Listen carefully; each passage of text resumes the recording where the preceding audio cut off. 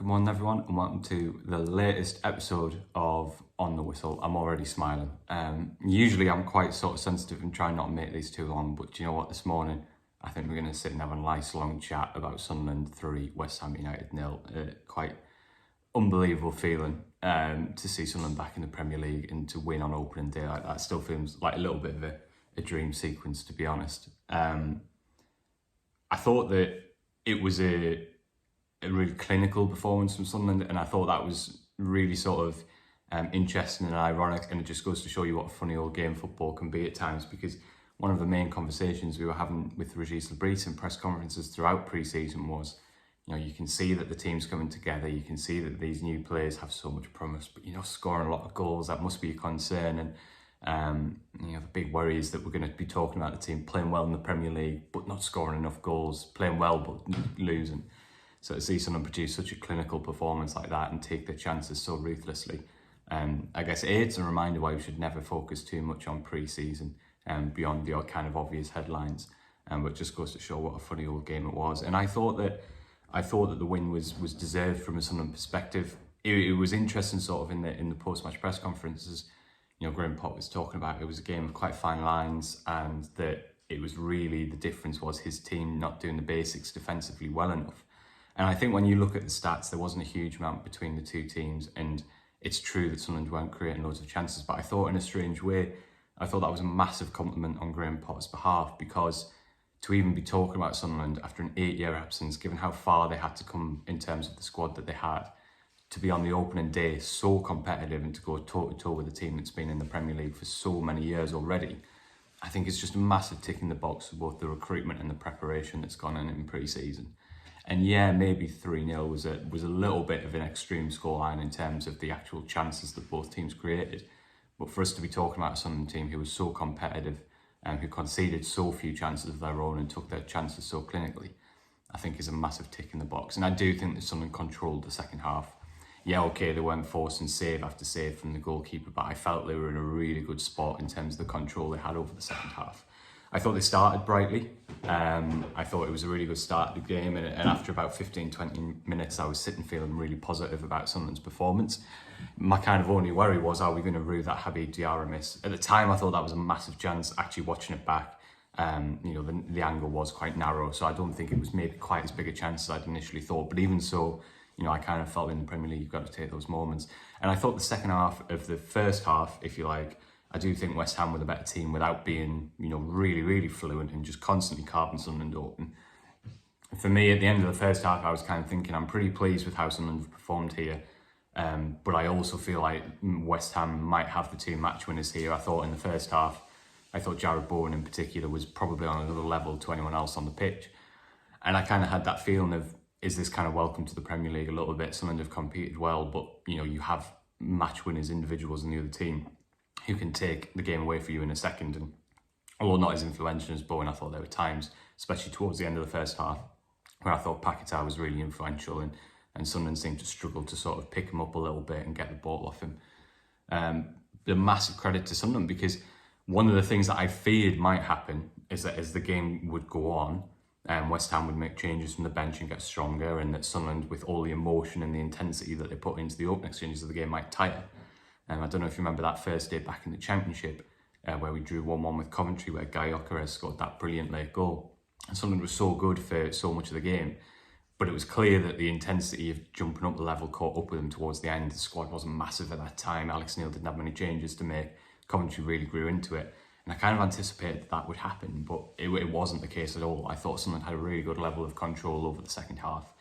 And especially after the first goal, they didn't really give West Ham much of a sniff. I think that the only way it looked to me like West Ham were going to score in the last half hour of the game was if a set piece bounced kindly for them, if a knockdown bounced kindly for them. I really didn't feel like they were opening Sunderland up.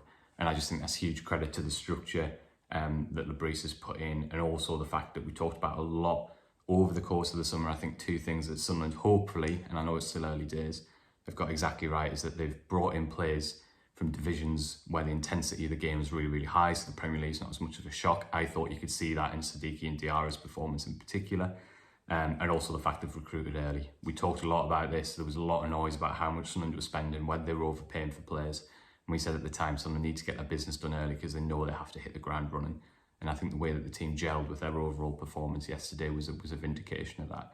Now, definitely not getting carried away, because I have to say that generally speaking, I did think West Ham, apart from that kind of nice little spell in the first half, were very poor. And I do kind of feel like if Sunderland had won that game, we wouldn't be negative because there would have been a lot of positives to take from it, but I think we would have been saying at the same time that's a massive opportunity missed, because it did look to me, I know it's early days, like West Ham might be one of the weaker teams that Sunderland faced this season, and especially at home, it felt like an opportunity that Sunderland had to take, and credit to them for doing that. So above all else, I think just an amazing afternoon, really. The buzz around the whole city, really, from walking down to the game, the buzz in the city afterwards, it just felt incredible to have Premier League football back. And at times the intensity and the sort of levels of concentration that was required from the players was such a good watch. And I would also say as well that for me, one of the big takeaways from the game, I thought the referee was excellent. And I feel like we should say that because we sat on the whistle over the last few years a lot and talked about the refereeing not being great. And I thought the refereeing was excellent yesterday. Obviously, there were no kind of major talking points, which obviously helps, but I thought the general control of the game was excellent. And I thought it made a massive difference to the flow. Not too many stoppages, not too much time wasted, and it was just really refreshing. Watching almost felt like a proper game of football. So yeah, it was a really, really great day. And as I understand it, Nordi Mukiele, I'm sure, was very, very happy watching on, seeing his new teammates perform like that. It was interesting actually. We asked Le Bris about transfers after the game, sort of saying what his feel was for the squad. If and when Mukiele goes through, Le Bris obviously didn't comment on that as you would expect, but Mukiele was there, so that tells you that it is very close. We know that Sunderland still want a winger, potentially, the centre-back, depending on who's available. Time will tell on that one. And, Le Bris said, well, I think we've just become a lot more attractive with that performance. I think players will want to come and join us. What he did say is, we have to be really careful, because you've seen today that the players we've brought in really get the project and the spirit that we've built in the group, and they've added to that, and it's absolutely pivotal that anybody else who comes in is somebody who can add to that as well. And I thought that was a really kind of sage point. We always all want more transfers, but I think there was something in that. So let's see how that develops over the next few days. So let's get into some questions here.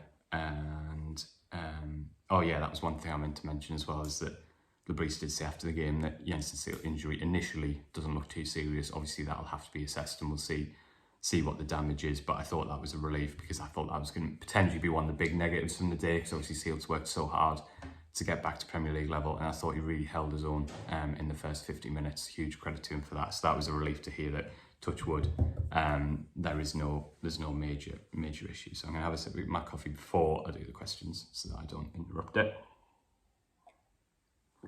So David says, what a brilliant start. After watching that, do you think we will be more than okay in the EPL?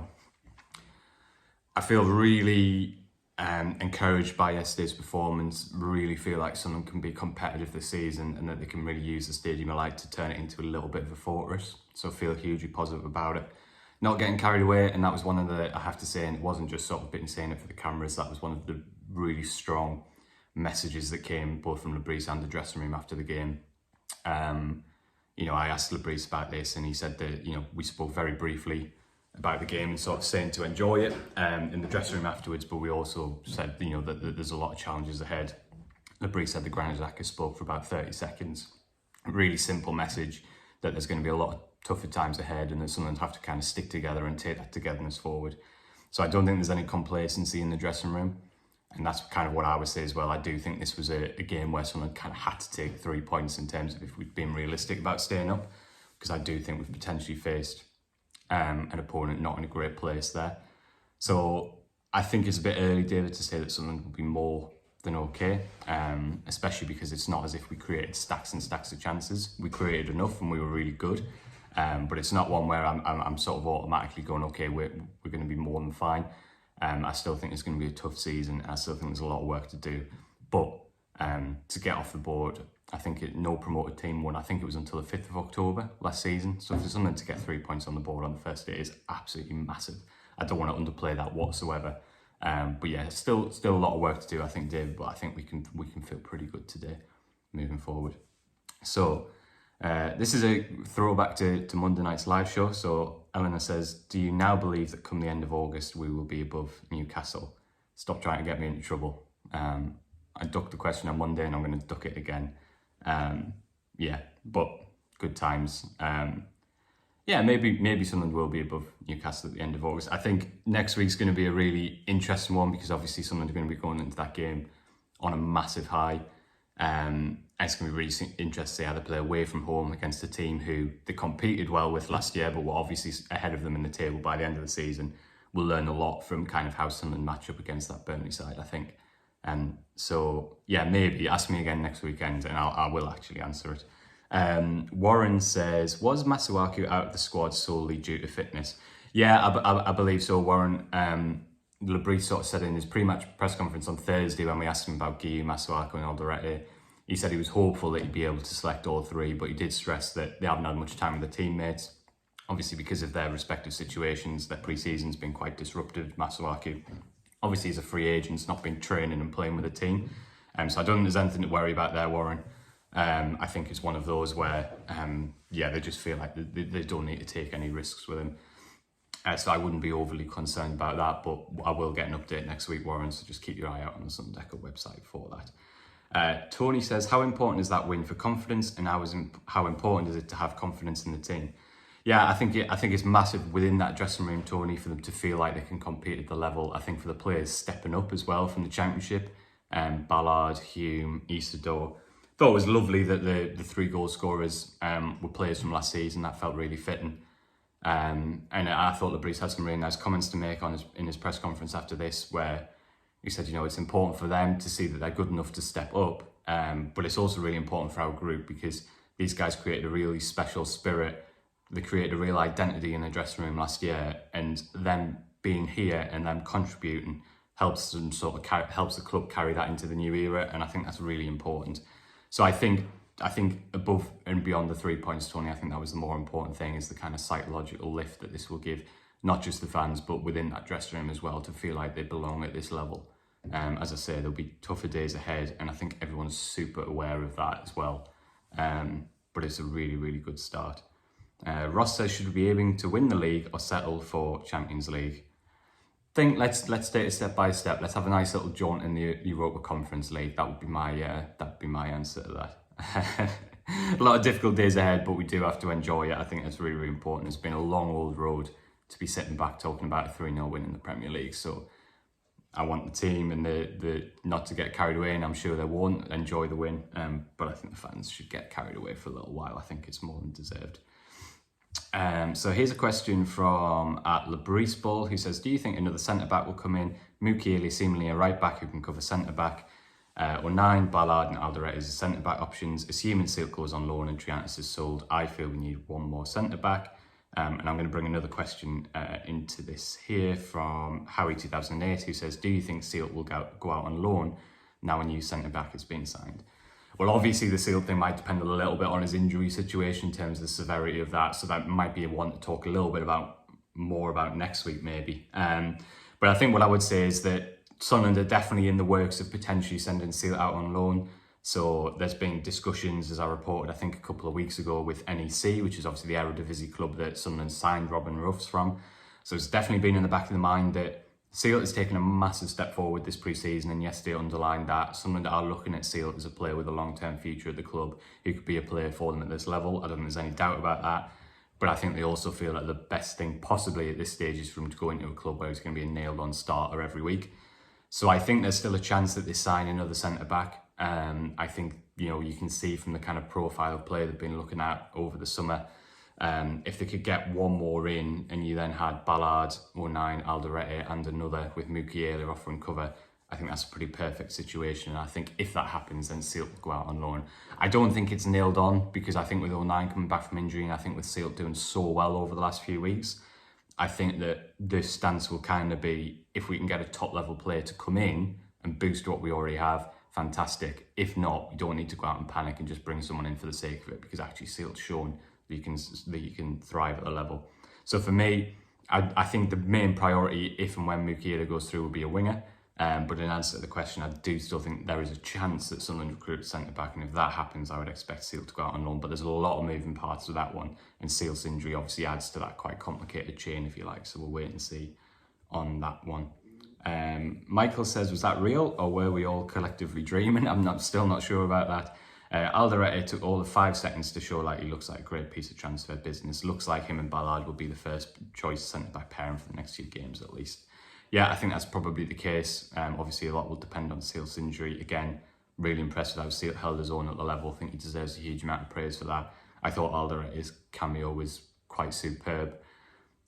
Yeah, West Ham from their perspective will be wondering how, with 3 centre-halves, they weren't able to defend a cross like that into the box, but it takes nothing away from the quality of Alderete's